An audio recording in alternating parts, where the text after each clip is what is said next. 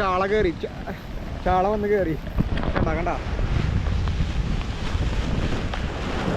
നല്ല മഴക്കാരുണ്ട് കേട്ടോ അവിടെയൊക്കെ നോക്കിയേ. ഹായ് നമസ്കാരം, വ്ളോഗേട്ടനാണ്. നമ്മുടെ കടപ്പുറത്താണ് ഉള്ളത് കേട്ടോ, എൻ്റെ വീടിൻ്റെ അടുത്ത് തന്നെ. മഴ എന്ന് വെച്ചാണ്ടല്ലോ ഇന്ന് ഭയങ്കര മഴയാണ് കേട്ടോ. ഇന്ന് രാവിലെ, ഇന്നലെ തുടങ്ങിയതാണ് മഴ. ഇന്നലെ കാര്യമായിട്ടുണ്ടായില്ല, പക്ഷെ ഇന്ന് രാവിലെ തൊട്ട് തുടങ്ങിയ മഴ തോരുന്നില്ല, അത്രയും മഴയാണ്. തൃശ്ശൂർ ഇപ്പം ഇന്ന് ഓറഞ്ച് അലേർട്ടാണ്, പക്ഷേ ഒരു റെഡ് അലേർട്ടൊക്കെ പ്രഖ്യാപിക്കുമ്പോൾ ഉണ്ടാകുന്ന രീതിയിലുള്ള മഴയാണ് ഇവിടെ. അതുപോലെ തന്നെ കടലും ആകെ മാറി. കടൽ കഴിഞ്ഞ ദിവസം വരെ വളരെ ശാന്തമായിട്ട് എന്ന് പറഞ്ഞാൽ കഴിഞ്ഞ ദിവസങ്ങളിൽ വരെ ഞങ്ങൾ കടലിൽ മീൻ പിടിക്കാൻ പോയിരുന്നു. അതായത് അതും ഈ ചെറിയ മച്ചുവാന്ന് ഞങ്ങൾ പറയാം, ബോയാന്നൊക്കെ പറയും. തെർമോക്കോളിൻ്റെ ഇതാണ് ഇത്. ഞങ്ങൾ മീൻ പിടിക്കാൻ പോകുന്ന സാധനമാണ് കേട്ടോ അത്. മച്ചുവയാണ്, അതിവിടെ ഇരിക്കുന്നുണ്ട് കേട്ടോ. അപ്പോൾ ഇതിൽ വരെ ഞങ്ങൾ മീൻ പിടിക്കാൻ കഴിഞ്ഞ ദിവസം വരെ കടലിൽ പോയിരുന്നതാണ്. അപ്പോൾ കടൽ പുഴ പോലെ കിടക്കുമായിരുന്നു, ഒരു പ്രശ്നമില്ലാണ്ട് വളരെ ശാന്തമായിട്ട് കിടക്കുമായിരുന്നു കടൽ. അത്യാവശ്യം മീനും കിട്ടിയിരുന്നു. പക്ഷേ ഒരൊറ്റ ചുഴലിക്കാറ്റും ആ ഒരു ന്യൂനമർദ്ദവും, ഇവിടെയല്ല ബംഗാൾ ഉൾക്കടലിലുണ്ടായ ഒരു ചുഴലിക്കാറ്റിൻ്റെ ന്യൂനമർദ്ദത്തിൻ്റെ ഭാഗമായിട്ട് നമ്മുടെ കടലും മാറി. അത്യാവശ്യം നല്ല തിരയായി, അതുപോലെ നിറം മാറി, ആകെ ഒരു മാറ്റം. മഴ തോരണില്ല, ഞാനിങ്ങനെ ഇരിക്കുകയായിരുന്നു. മഴ സത്യം പറഞ്ഞാൽ ഒരു മഴ പെയ്ത് കിട്ടണം എന്ന് ആഗ്രഹിച്ചിരുന്നു, കാരണം അത്രയും ചൂടായിരുന്നു. നവംബർ ഡിസംബർ എന്നൊക്കെ പറഞ്ഞു കഴിഞ്ഞാൽ വൃശ്ചികം, ധനു, മകരം മാസങ്ങളിലൊക്കെ നല്ല തണുപ്പുണ്ടാവേണ്ട സമയമാണ്. പക്ഷേ അത്യാവശ്യം നല്ല ചൂടായിരുന്നു. അതുകൊണ്ട് തന്നെ ഒരു മഴ പെയ്ത് കിട്ടിയിരുന്നെങ്കിൽ നല്ലതാണെന്ന് വിചാരിച്ചിരുന്നു. അപ്പോൾ അതുപോലെ മഴ പെയ്തു. എന്തായാലും വലിയ കുഴപ്പമൊന്നുമില്ല, കടലാക്രമണമോ മറ്റ് പ്രശ്നങ്ങളോ ഒന്നും ഇവിടെ ഉണ്ടായിട്ടില്ല. പക്ഷേ നമ്മുടെ ഇവിടെയൊക്കെ നേരത്തെ കടലെടുത്ത് പോയ കുറേ ഭാഗങ്ങൾ വീണ്ടും മണൽ കൊണ്ട് നിക്ഷേപിച്ച് കര വെച്ച് പോയിട്ടുണ്ടായിരുന്നു. പക്ഷേ ഇപ്പോൾ അത് വീണ്ടും കുഴിച്ചു തുടങ്ങിയിട്ടുണ്ട്. ഇവിടെ കണ്ടോ, ഇവിടെ എല്ലാം കംപ്ലീറ്റ് മൂടിപ്പോയതാണ്. ഈ കല്ലൊന്നും കാണാനില്ലായിരുന്നു കഴിഞ്ഞ ദിവസം വരെ. കഴിഞ്ഞ 2 ദിവസം മുന്നേ വരെ നോക്കുകയാണെങ്കിൽ ഇവിടെ ഈ കല്ലുകളൊന്നും കാണാൻ പറ്റില്ലായിരുന്നു. ഇവിടെ എല്ലാം അതുപോലെ തന്നെ മൂടിപ്പോയിരിക്കുമായിരുന്നു. പക്ഷേ ഇപ്പോൾ ഈ കല്ലുകളെല്ലാം തെളിഞ്ഞു. കണ്ടോ, ഇവിടെ നിന്ന് മണ്ണ് ഇങ്ങനെ എടുത്തുകൊണ്ട് പോയി, എടുത്തെടുത്ത് പോയിട്ട് ഇപ്പോൾ ഈ കല്ലുകൾ അവിടെ ഉണ്ട്, പക്ഷേ കാണില്ലായിരുന്നു. ഇവിടെ കല്ലില്ലാത്ത പോലെ ആയിരുന്നു ഉണ്ടായിരുന്നത്. പക്ഷേ ഇപ്പോൾ കണ്ടോ, കല്ലുകളെല്ലാം തെളിഞ്ഞു വന്നു. അതുപോലെ ആ വീട് ഇപ്പോഴും പോയിട്ടൊന്നുമില്ല. ഈ ഒരു മഴക്കാലത്ത് പോകുമെന്നാണ് വിചാരിച്ചത്. പക്ഷേ അത് ഈ നാട്ടിലത്തെ അവസാനത്തെ കുറച്ച് വീടുകളാണ്. അത് ഒരടയാളമായിട്ട്, അതായത് ഈ നാട്ടിൽ ഇവിടെ വീടുകൾ ഉണ്ടായിരുന്നു എന്നുള്ളതിൻ്റെ അടയാളമായിട്ട് ഇങ്ങനെ നിൽക്കുകയാണ്. ഈ വീടുകളും കൂടി പോയി കഴിഞ്ഞാൽ പിന്നെ ഈ ഒരു ഏരിയയിൽ വീടുകൾ ഉണ്ടായിരുന്നു എന്ന് യാതൊരു തെളിവും ഉണ്ടാവില്ല, പറഞ്ഞാൽ പോലും ആരും വിശ്വസിക്കില്ല. അപ്പോൾ അത്രയും ഒരവസ്ഥയാണ് ഇവിടെ ഉണ്ടായിട്ടുള്ളത്. കാരണം മുമ്പുണ്ടായിരുന്ന എല്ലാ വീടുകളും പോയി. ഇനി ഈ ഒരു വീടുണ്ട്, അപ്പുറത്തൊരു വീട്, അതും ഏകദേശം പോവാറായിട്ട് തന്നെ നിൽക്കുകയാണ്. ഈ ഒരു വീട് എപ്പോൾ വേണമെങ്കിലും വീഴാം കേട്ടോ, അങ്ങനത്തെ രീതിയിലാണ് നിൽക്കുന്നത്. ഇതിൻ്റെ സപ്പോർട്ടൊക്കെ പോയി. ഈ ഒരു സൈഡിലെ ചുമരെല്ലാം കംപ്ലീറ്റ് പോയി. ഇപ്പുറത്തൊരു സ്റ്റെയർ ഉണ്ട്, ഈ സ്റ്റെയറിൻ്റെ ഒരു സപ്പോർട്ടിലാണ് ശരിക്കും പറഞ്ഞാൽ ഇപ്പോൾ ഈ വീടിൻ്റെ ഈ ഒരു ഭാഗം സപ്പോർട്ട് ചെയ്ത് നിൽക്കണേ. കണ്ടോ, ഈ ഒരു സ്റ്റെയർ കോൺക്രീറ്റ് സ്റ്റെയർ ആയതുകൊണ്ട് അതിൻ്റെ ഒരു സപ്പോർട്ട് ഇങ്ങനെ നിൽക്കുന്നുണ്ട്. അതല്ലെങ്കിൽ ചിലപ്പോൾ ഇങ്ങോട്ട് ഇത് വീഴുമായിരുന്നു. അതുപോലെ തന്നെ അപ്പുറത്തെ വീടും ഏതാണ്ടൊക്കെ പോവാറായിട്ടുണ്ട്. അപ്പോൾ അങ്ങനെ ഇന്നിപ്പോൾ വടക്കൻ ജില്ലകളിൽ 3-4 ജില്ലകളിൽ റെഡ് അലേർട്ട് ഉണ്ട്. അവിടെ എന്താ അവസ്ഥ എന്നറിയില്ല.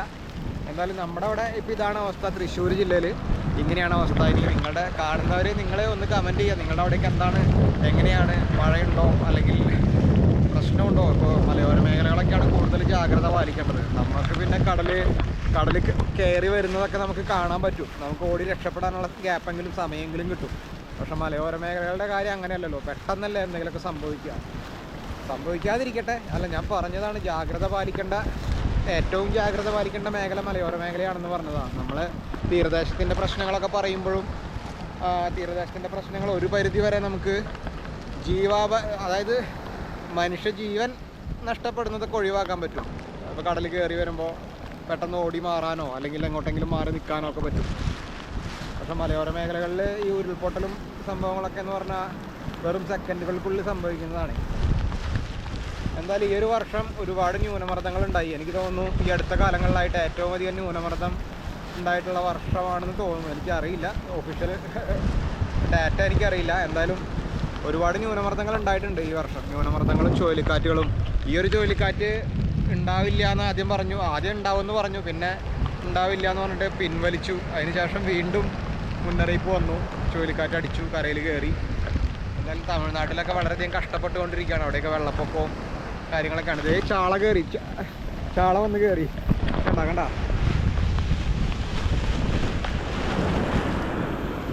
ജീവനുള്ള ചാള കണ്ട.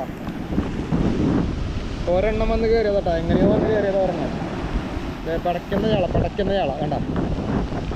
കൂട്ടത്തോടെ ഒന്നല്ല, കൂട്ടം തെറ്റി വന്നതാണെന്ന് ചിലപ്പോൾ പറയാൻ പറ്റില്ല. ഇനിയും ചിലപ്പോൾ വന്ന് കയറും. ഇതുപോലെയാണ് ഇവിടെ ഇപ്പോൾ എപ്പോഴും ചാള കയറുന്നുണ്ട്. ഇവിടെ അല്ല, ഈ ഒരു മേഖലകളിൽ ചാവക്കാട് ബീച്ച് തൊട്ട് കൊടുങ്ങല്ലൂർ വരെയൊക്കെയുള്ള സ്ഥലങ്ങളിൽ നോക്കിക്കഴിഞ്ഞാൽ പല സ്ഥലങ്ങളിലായിട്ടും ചാള കയറിക്കൊണ്ടിരിക്കുന്നുണ്ട്. ഇതിപ്പോൾ ഇപ്പോൾ വന്ന് കയറിയ ജീവനുള്ള നല്ല പടക്കുന്ന ചാള കണ്ട. പടക്കുന്നതാണ്ട, ജീവനുള്ളതാണ്, ചത്തിട്ടൊന്നുമില്ല. കാക്ക വന്ന് കൊത്തിയിട്ടാണ് അതിൻ്റെ മുറിഞ്ഞുകൊണ്ട് വന്നിട്ടാ.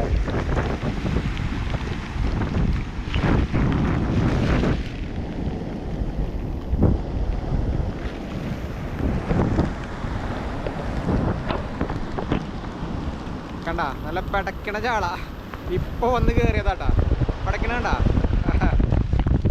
ഈ ചാള കയറിയതേ എന്നെക്കാളും മുമ്പ് കണ്ടത് ആ കാക്കയാണ്. എന്തായാലും ആ കാക്കയ്ക്ക് തന്നെ കൊടുക്കാം. അതെവിടെ കാക്ക?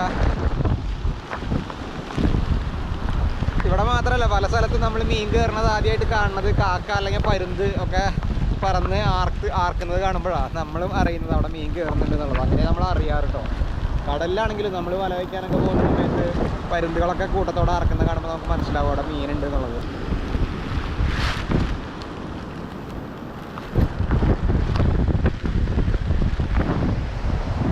കാക്ക കൊത്തിക്കൊണ്ടോ ഇത്. ഈ കാക്കകൾ തല്ലുകൂടിയിട്ട് അതിനെ കളയൂട്ടാ. ഒരു കാക്കയ്ക്ക് കിട്ടിയിട്ടുണ്ട്, മറ്റേ കാക്കകൾ അതിനെ പിന്നാലെ പോവുക കണ്ടോ. എന്തായാലും ഒരെണ്ണല്ലേ ഉള്ളൂ, എല്ലാ കാക്കയ്ക്കും കൊടുക്കാനുള്ള ഇല്ലല്ലോ. ഇപ്പൊ കരയിലേക്ക് കയറി വരണമെന്നില്ല കേട്ടോ. കടലാകെ മാറി, തിരകളുണ്ട്. പക്ഷെ കരയിലേക്ക് കയറുക, കടലേറ്റമൊന്നുമില്ല. കടലൊക്കെ നോർമൽ രീതിയിൽ ലെവലിൽ തന്നെയാണ് നിൽക്കുന്നത്. വലിയ അപകടകരമായിട്ടുള്ള അവസ്ഥയൊന്നുമില്ല. നല്ല മഴക്കാരുണ്ട് കേട്ടോ. അവിടെയൊക്കെ നോക്കിയേ, കറുത്ത് നിൽക്കുക, നല്ല ബ്ലാക്ക് കളറിൽ കണ്ട ആകാശം. ആ പുലിമുട്ടിൻ്റെ ആ ഭാഗമൊക്കെ ഫുള്ള് കറുത്ത് നിൽക്കുക, ഇരുണ്ട് കൂടി നിൽക്കുകയാണ്.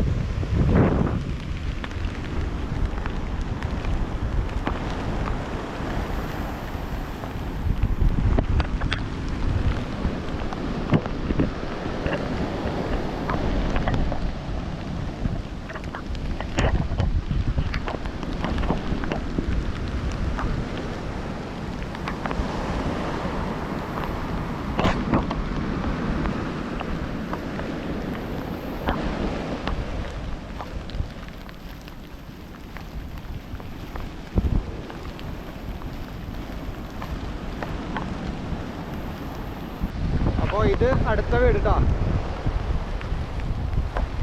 ഇതും ഈ ഒരു അവസ്ഥയിലാണ് നിൽക്കുന്നത്.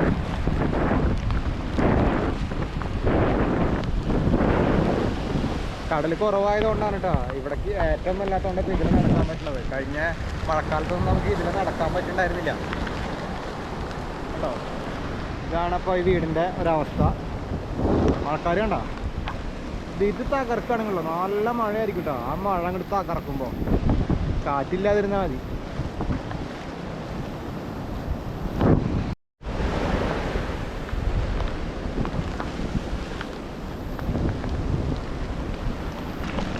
ഇപ്പം നമ്മൾ ഒരുപാട് നാളായി യൂട്യൂബിൽ വീഡിയോ ഒക്കെ ചെയ്തിട്ടാ.